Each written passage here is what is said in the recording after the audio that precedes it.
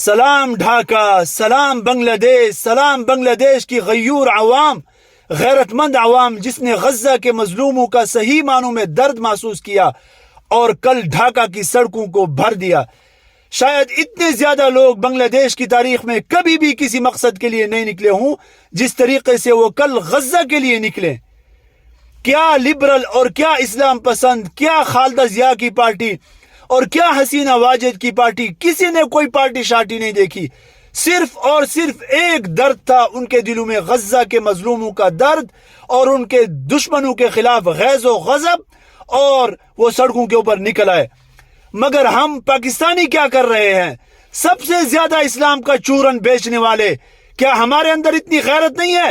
کیا ہم سب ایک قوم ہو کر اور متفق ہو کر کیا ہم اسلام آباد کی سڑکوں پر، لاہور کی سڑکوں پر، کراچی کی سڑکوں پر نہیں نکل سکتے؟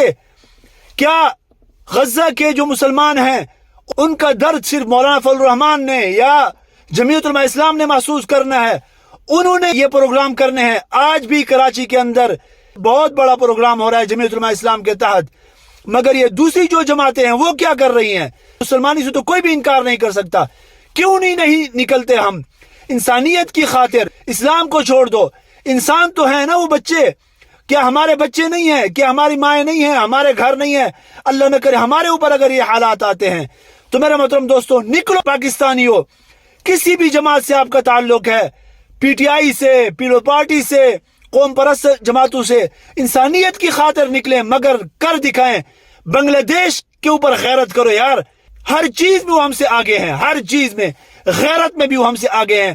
حالانکہ سب سے زیادہ ہم اپنے آپ کو غیرت مند کہتے ہیں، پٹھان ہے، پتہ نہیں کیا ہے، ہر قوم والا، لیکن ہمارے اندر کوئی غیرت محرت نہیں ہے۔ اللہ معاف کرے، صرف آپس میں لڑنے کے لیے ہم غیرت مند ہیں۔